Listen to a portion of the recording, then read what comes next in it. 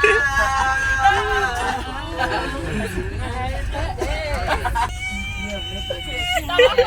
Africa, here we come.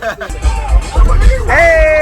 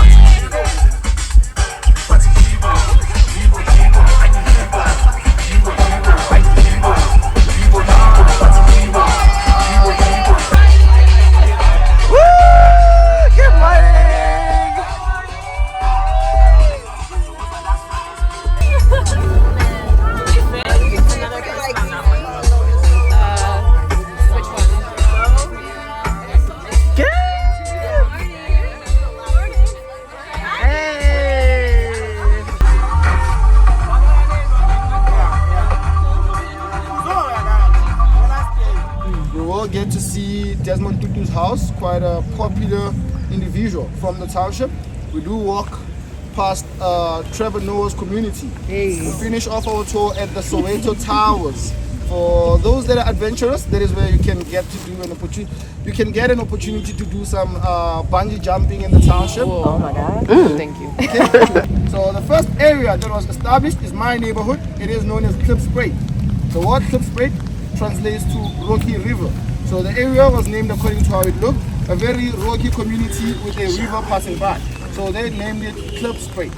People were placed in Klipspruit, very close to a river to be closer to an essential need, water. But unfortunately, most people at the time were not financially able to build, buy or rent property. So most people would eventually build corrugated iron houses or metal houses, very similar to what they have in Brazil, the favelas. So living close to a river in houses that are pretty much like favelas, it was a huge disadvantage because whenever there were big rains, it would lead to floods. Floods would wash away people's houses. So in the year 1923, there is a gentleman known today as the godfather of Soweto. His name is James Sofa Sonkempanza. He managed to gather over 20,000 people, heading them back to the city to go complain about the living conditions in the farm of Klipspruit. When they reached the city, the mayor of Johannesburg, after hearing all the complaints, decided to borrow a loan of 3 to 6 million pounds to build houses for the previously disadvantaged community of Klipspruit.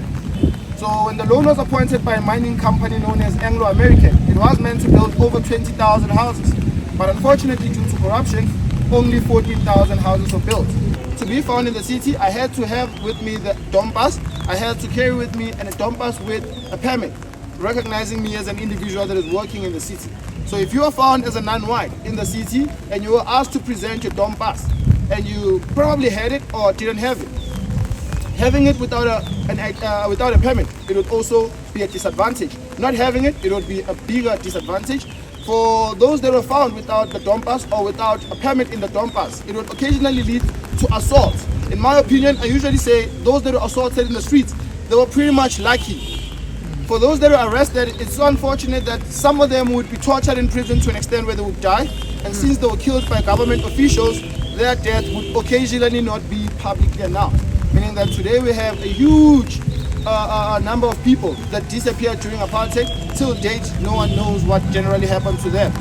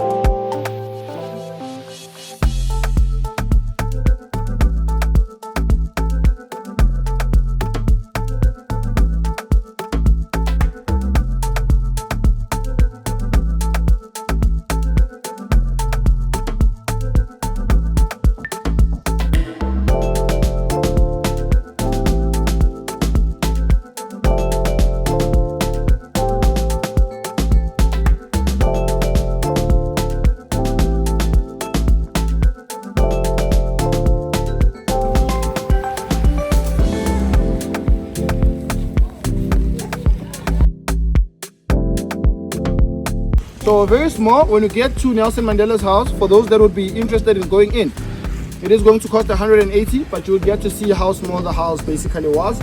So it's a two-bedroom house. The passage in between is kitchen, dining room, and sitting room, all combined into one.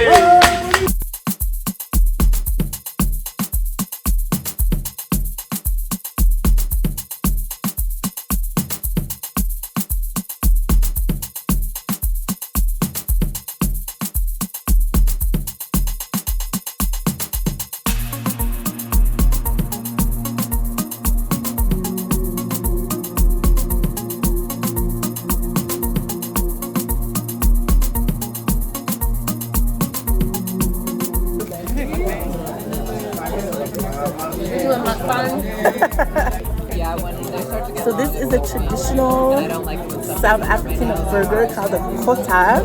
It has like fries, some sausage, cheese, on bread with some salami. Bon appetit. Should have told me to shut up while you're doing your content. You're good.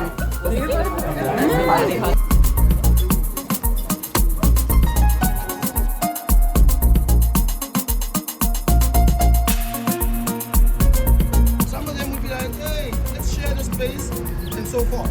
So the electricity that is provided to this neighborhood is stolen from here.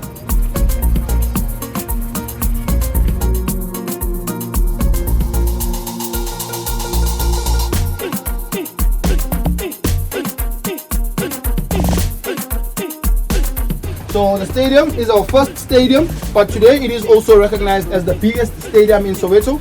It has 41,000 capacity. This is not where Chris Brown performed.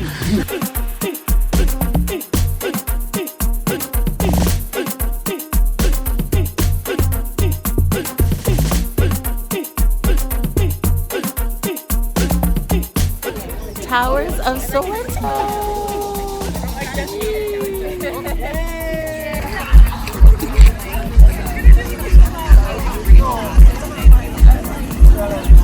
Welcome to the Towers of Soweto, which is one of the most iconic landmarks in the township of Soweto.